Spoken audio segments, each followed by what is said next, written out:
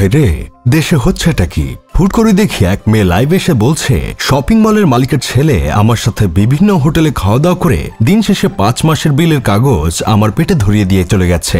এখন আমি কোথায় যাব, কি করব? অসহায় মেয়েটাকে দেখে আমার খুব খারাপ লাগলো। বেচারি 5 মাসের জমাকৃত বিল নিয়ে এখন মহা বিপদে পড়েছে।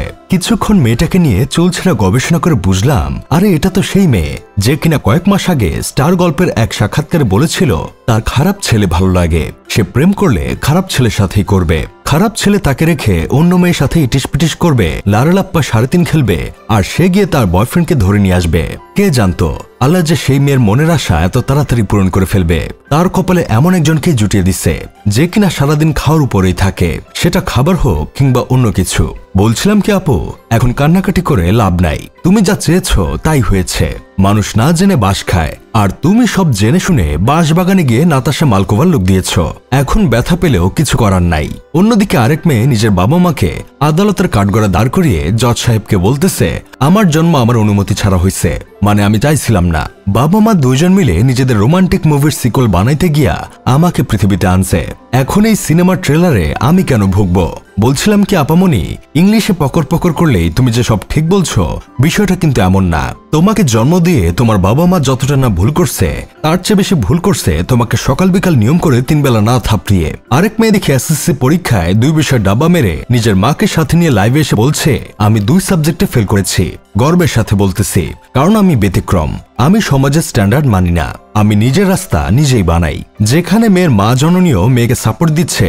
আচ্ছা ভাই, এই মাগুলো কোন ওয়েবসাইট থেকে ডাউনলোড করা যায়? কেউ কি একটু বলতে পারবেন? না মানে বোর্ড পরীক্ষার কথা বাদই দিলাম, ক্লাস টেস্টেও যদি কোনো কারণে ফেল করতাম, আমার মা জননী আমার জুতা দিয়ে মারতে মারতে জুতার ফিতা ছিঁড়ে ফেলতো। আর এইখানে দেখছি এই আন্টি মেয়েকে ফেল করার জন্য আরো উৎসাহ দিচ্ছে। এদিকে দেখি জিয়া সৈনিকদের চাঁদা না দেওয়ার জন্য সোহাগ নামের এক নিরীহ ভাইকে পাথর দিয়ে মেরে ফেলছে বিদেশ নায়কের কর্মীরা। ঠিকই তো করছে, চাঁদা কেন দিবে না? সোহাগ কি জানে না জিয়া সৈনিক চাঁদা তুলে দৈনিক তাদের সময় মতো চাঁদা দিতে হবে? সোহাগের বোঝা উচিত ছিল কয়েকদিন পর এই দেশে বাচ্চা জন্ম দিতে গেলেও জিয়া সৈনিকদের চাঁদা দিতে হবে। চাঁদা দেওয়ার পর বিদেশ নায়কের নিকট দরখাস্ত লিখতে হবে, মাননীয় বিদেশ নায়ক, যথাবিহিত সম্মানপূর্বক বিনীত নিবেদন এই যে আমি বাংলাদেশের একজন সাধারণ নাগরিক, বিয়ে করেছি 2 বছর হয়েছে। আজ আকাশ মেঘলা দেখে খুব ইচ্ছে করছে রেইনকোট বাদেই বউকে নিয়ে বৃষ্টিতে ভিজতে। অতএব মহোদয়ের নিকট বিনীত আবেদন এই যে আমাকে বউয়ের সাথে রেইনকোটবিহীন বৃষ্টিতে ভিজার অনুমতি দেওয়া হোক। নিবেদক আপনার বাপদাদা দেশের সাধারণ ভাড়াটিয়া। বিদেশ নায়ক এই আবেদন মঞ্জুর করলে তবেই স্বামী স্ত্রী রেইনকোট বাদে ভিজতে পারবে। যেখানে সন্তান জন্ম দিতে হলেও বিদেশ নায়কের অনুমতি লাগে, সেখানে সোহাগ বিদেশ নায়ককে চাঁদা দিতে না করেছে। সোহাগের 7 কপালের ভাগ্য ভালো, চাঁদা না দেওয়ার অপরাধে জিয়া সৈনিকরা এভারেস্ট তুলে এনে তার বুকে রাখে নাই।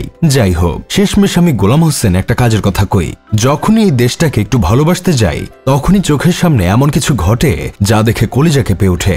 ভাই, আপনার যদি ক্ষমতা থাকে তাহলে বিদেশ চলে যান, নিজে বিদেশ গিয়ে পরে পরিবারের 14 গোষ্ঠীকেও বিদেশ নিয়ে আসেন। এই দেশ আপনাদের জীবনের নিরাপত্তা আগেও দিতে পারে নাই, এখনো পারছে না, ভবিষ্যতেও দিতে পারবে না।